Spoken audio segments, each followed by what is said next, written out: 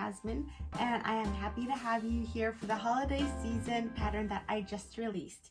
This is called the Snow Hoop Ornament pattern that is now available in my Etsy shop. You can get it. It is a PDF downloadable pattern, and so that means it gets sent directly to your email box as soon as you purchase it, and so you can get started making your own snow hoop ornament. This is an original design that I was super nervous, and I kind of kept this idea close to me for a while, and I am so excited now to share it all with you. It's one that I am very proud of, and I even had help with a tester and editor, my friend Kristen over at Kristen's So Crafty, so you can check her out on social media. But I am very proud of how this pattern turned out, and I know that a lot of people are going to enjoy this because it highlights one of my favorite things, which is really cute fabric. So this gives the opportunity to use your favorite Christmas patterns and fabrics in the center as the main detail in the ornament, and then it adds cute little details like snow and ribbon and a nice hoop to decorate and hang up on your Christmas tree and in your home for the holidays. So definitely go check that out. It is in my Etsy shop right now, and so you can purchase the pattern. My last video, in case you missed it, was a full in detail look at what type of materials you need for the pattern, with the recommendation list, the best materials that I think would give you the nicest ornament, and maybe some other options if you're not able to find those exact materials. All right, so today we will be assembling this ornament, and you'll see that this one is a little bit more ornate. So this is the basic pattern, and then of course you can add extra details like trim around the ornament and bows and other options for snow. So we're gonna have some fun as we assemble ours today. So go ahead and get all of your materials, and I am starting out with the main fabric. So you'll have 2 squares, which are the main fabric and the stabilizer. This is an ultra firm stabilizer, one side fusible, and it is by Pellon. It is called the Peltex 71F, and this is the one that I recommend. It is very firm and thick, and actually stays super firm the whole time it's in use. And I have used this on the back of the ornament inside to add the structure to the whole piece. So if you're not able to find this Peltex product, then I would recommend something like a very thick cardstock, or a piece of cardboard, maybe some foam stabilizer if you can get it really stiff and to hold its shape. But this is, I would say, the best product that you can get, and you can of course find it at Joann's or other sewing craft stores. It's a little bit more difficult to come by than regular, more commonly known stabilizers, but if you can get it, make sure to get enough for all of the ornaments that you'll be making. All right, so what you will do is get your main fabric and iron it on to the fusible stabilizer. And I like that it's only one-sided, so I don't have to worry about covering the back of the stabilizer with anything so that it doesn't stick. And of course, I've got my stitching press here. I have been a little bit slower than usual getting my stitching presses made. Now that I am designing patterns, that is taking a majority of my extra time. So hopefully, I'm really hoping to get a big stock filled of stitching presses in my shop soon, and that is this mini ironing board that I have here. It is very sturdy. It's made of solid wood, and I love having them on my sewing tables. I actually have a few in my sewing room, and I use them constantly. So that is what I'm using here. All of my surfaces underneath are completely safe from heat, and I just love having that security. So I am using the iron to adhere these pieces together. All right, so you're going to use the pattern pieces, and you're going to use the inner form piece to go ahead and cut out this main piece. This is the show-stopping centered piece of the entire hoop. So I went to Joann's and I found this really cute nutcracker fabric that I am making a few different ornaments with, and it was just adorable. I'm actually very disappointed that they don't have more colorways or options with this collection. I only found this one piece of design, and so if you know of other pieces that match this collection, let me know, because I want some more of these. I think they're just adorable. And I went ahead and cut out this cute little sugar plum fairy from the fabric, and this will be the center of my hoop. All right, so with the inner form, we can center, and I like to fold my form in half. This is the pattern piece on the back of the PDF download. I like to fold mine in half and then line up my fabric so that I know that I'm getting it right there centered, and you can see there's a little bit of space below and above the sugar plum fairy. And now that it's centered there, I'll open up this form piece and go ahead and trace it. And I've got my favorite fabric writing tool here. So I can just trace this and cut it out.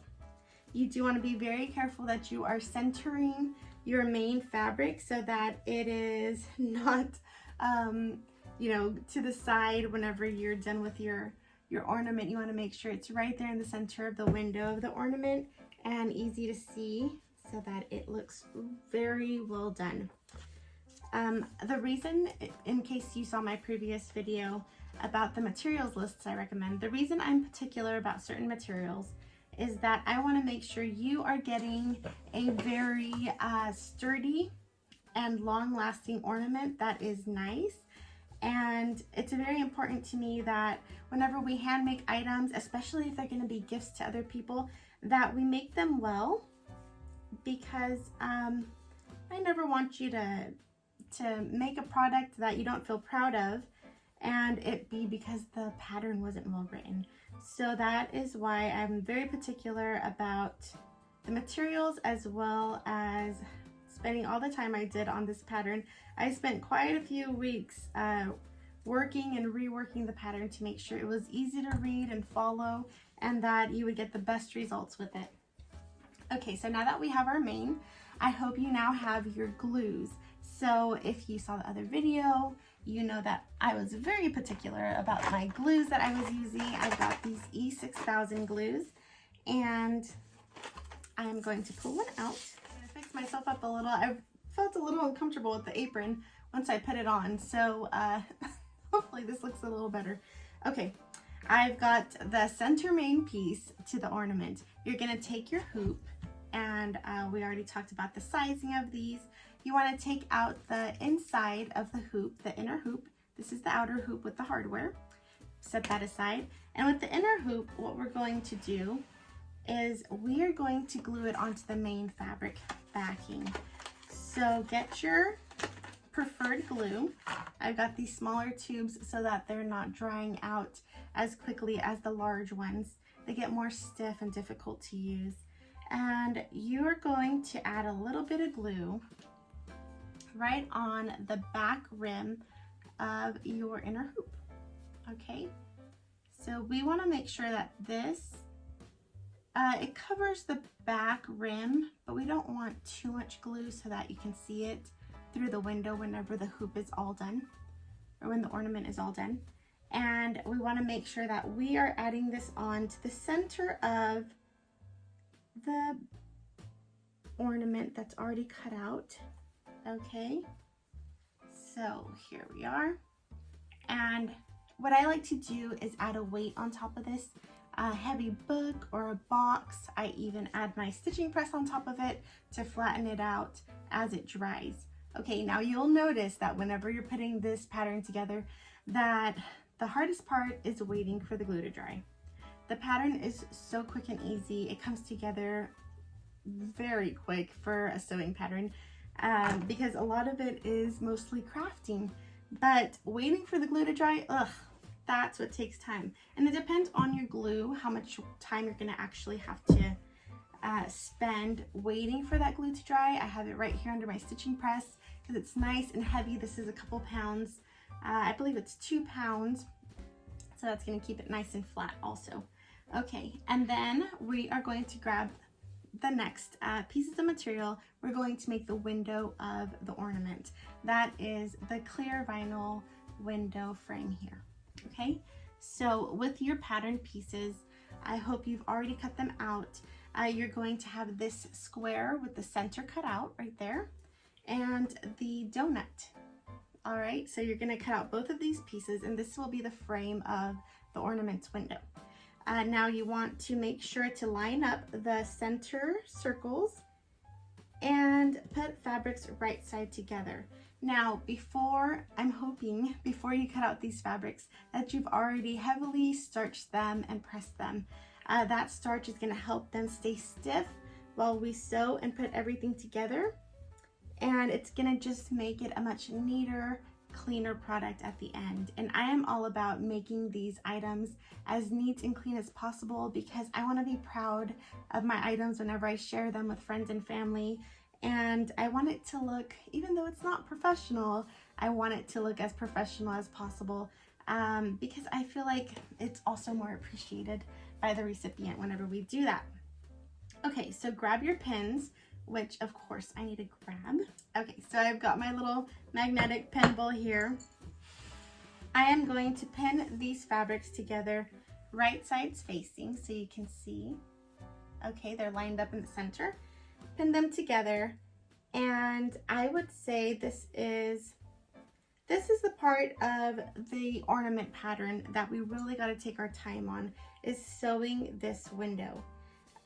It's a small part of the project, very important though, because whenever you are looking at this ornament, what are you seeing? You're seeing the frame of the ornament hoop and this window here. If it's a little wonky, if it's not sewn with a crisp, clean circle edge, it's not gonna look very good. So I was very, very particular whenever I was pinning these pieces together, and I'm even more careful sewing them. We don't want our window getting a little wonky or misshaped, and the starch that's in the fabric already is going to keep it from stretching like it might normally stretch if it doesn't have that extra starch in it. So I've got my pins all the way around, you can see, and I'm going to show you exactly how I sewed this to give my very best window frame there. Okay, we are getting very up close and personal here with the sewing machine, and I will try to keep my fingers out of the way as much as possible. We are going to sew a 1/4 inch seam inside of this circle here. Okay, and I sew this process very, very slowly, and I even lower the stitch length of my sewing machine to about a 2 because I feel like I get a neater circle with that smaller stitch length. So I go a few stitches and then I stop, I turn, and again a few stitches, turn, a few more, and I do this all the way around. And you really have to have a good amount of patience to slow down your sewing like this. But I found that whenever I took the time to turn after every few stitches, that I got the neatest circle, and there were no sharp edges within that window. So take the time, it's going to pay off. With your patience, you're going to get a very nice end product. So I'm just going to sew all the way around the inside here.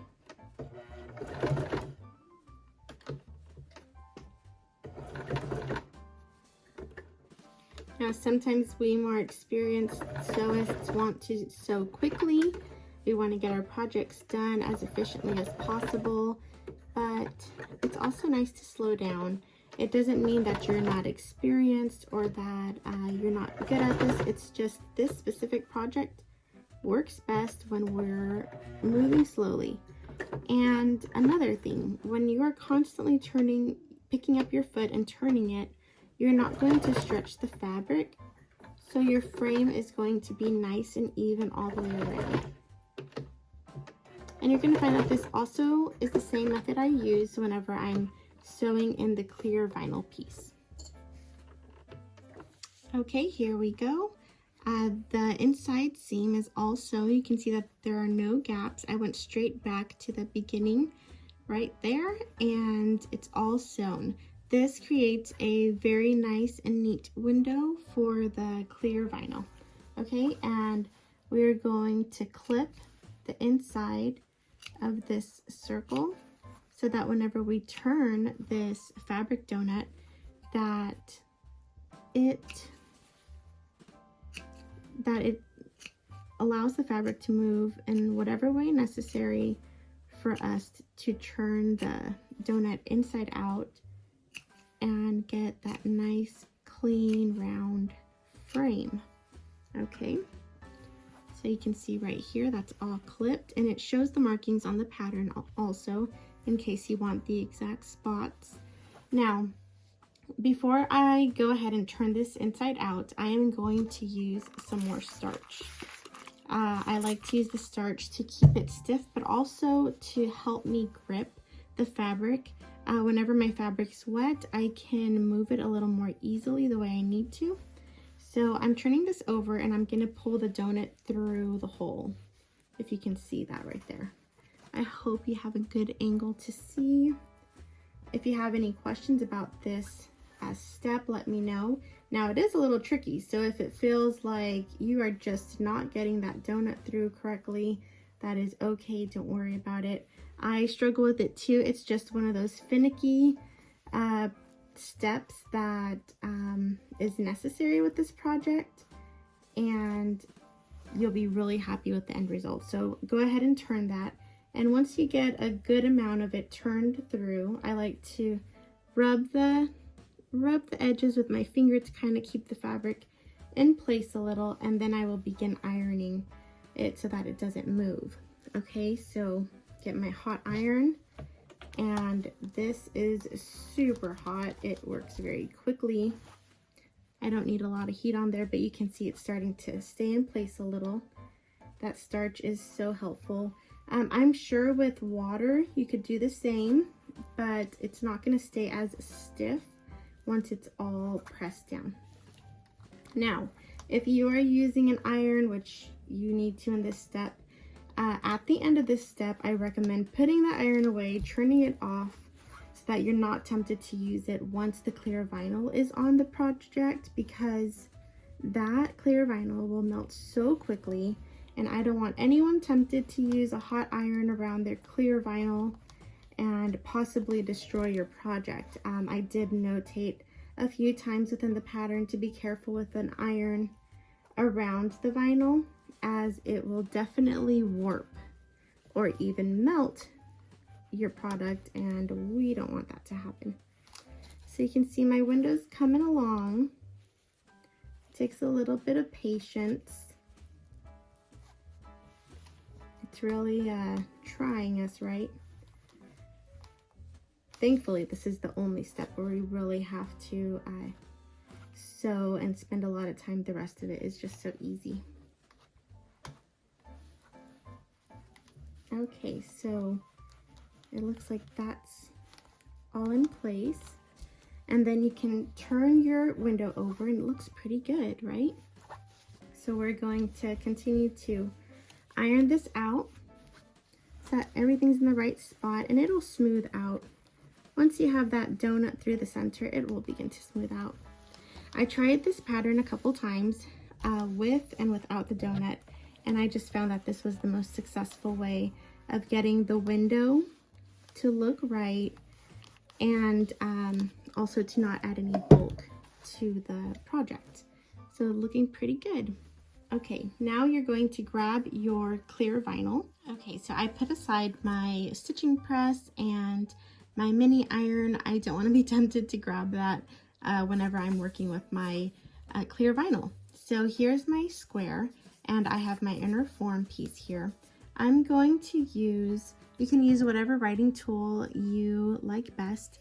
With the clear vinyl, it's a little difficult to get fabric writing tools to work on that. So if you have a, excuse me, if you have a Sharpie marker, you can trace right onto the clear vinyl.